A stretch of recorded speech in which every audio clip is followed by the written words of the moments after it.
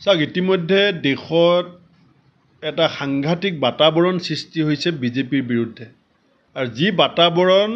নৰেন্দ্ৰ মোদী ডাঙৰীয়াৰ বক্তব্যটো বহিঃপ্ৰকাশ ঘটিছে যে তেওঁ আটাইতকৈ বিশ্বস্ত বন্ধু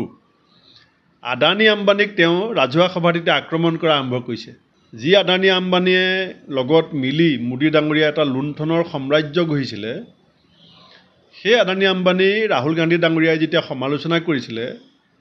যিটো কাৰণে ৰাহুল গান্ধী ডাঙৰীয়াই সংসদ পদ পৰ্যন্ত হেৰুৱাবলগীয়া হৈছিল আজি দেশৰ পৰিস্থিতি এনেকুৱা যে ৰাহুল গান্ধী ডাঙৰীয়াক দেশৰ মানুহে বিশ্বাস কৰিছে সেই কথাবিলাক মানি ল'বলৈ আৰম্ভ কৰিছে আৰু যিটো কাৰণে মোদী ডাঙৰীয়াই তেখেতৰ ৰাজনৈতিক জীৱনৰ প্ৰতি যিটো অশনি সংকেত আহিছে তাৰ পূৰ্বানুমান কৰিব পৰা কাৰণে ক'ৰবাত টিভিত বহি কান্দিবলৈ আৰম্ভ কৰিছে ক'ৰবাত মিটিঙত গৈ পেলাই আম্বানী আদানীক গালি পাৰিবলৈ আৰম্ভ কৰিছে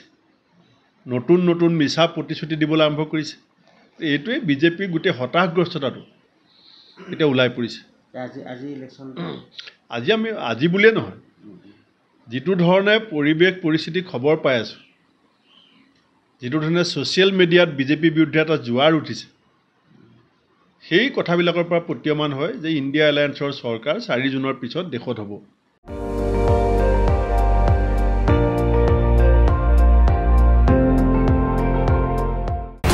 আপুনি চাই আছে ND24 সৰ্বশ্ৰেষ্ঠ নহয় সৰ্বোত্তমৰ দৌৰা